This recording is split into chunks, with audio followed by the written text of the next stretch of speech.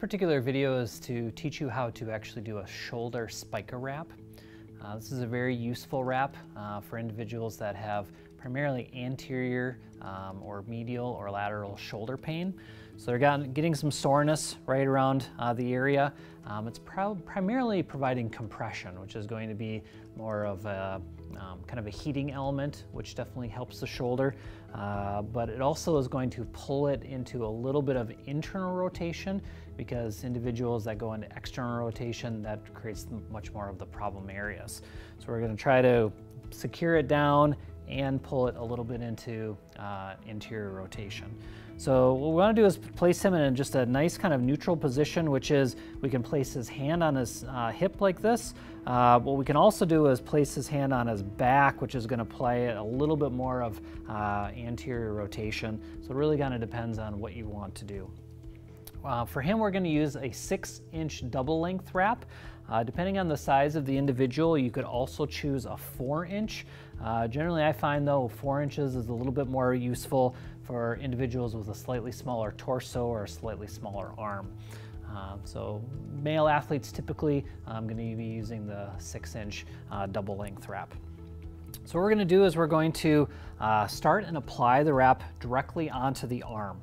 We want to get this nice and secure, so we want to wrap this around at least one time, if not 2 times, just to make sure that that doesn't really go anywhere, so it doesn't kind of pull off or slide. And you'll see that I'm actually pulling again into an anterior position, so I'm pulling him from back to front.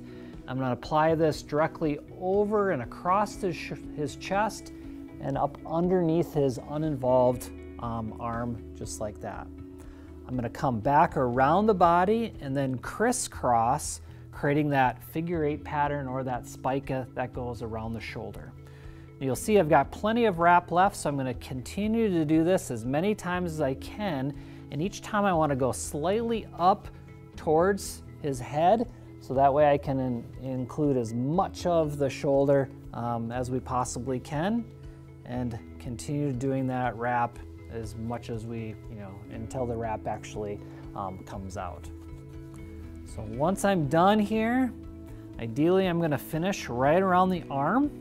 So I'm going to loop this around, and this gives me the opportunity to actually secure this down onto the arm. If he's going to go play in a sport, I actually want to secure this with white tape. I don't want to use the clips that are included in the ACE bandage, because those are just going to pop and fall right off. Similar to other ACE bandage taping, again, we don't want to go all the way around with one piece because we don't want to cut off any circulation. So right before I do this last strip, I'm going to have him contract his bicep so it's as big as it's going to get, and then he can relax.